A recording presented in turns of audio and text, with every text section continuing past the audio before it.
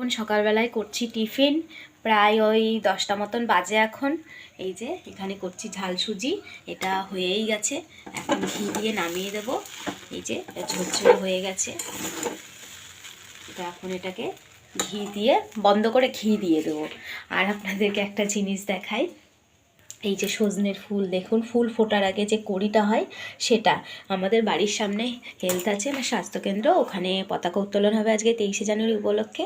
সেই জন্য সজনে গাছের ডাল কিছুটা কেটে দেওয়া হয়েছে, পরিষ্কার করা হয়েছে। তো ওই ডালের ওখানে মানে ফুল ফোটার আগে যে কড়ি, সেই কড়িটা মানে ডালে রয়েছে। তো সবাই বলছে এটা ঘরে নিয়ে যাও, জানো তো এটা খাওয়া যায়। তা আমার বর নিয়ে এসেছে, তো আমি ভাবছি এটা যেরকম ফুল বড়া করি ওরকমই বড়া করবো। অল্পই আছে, যা হোক।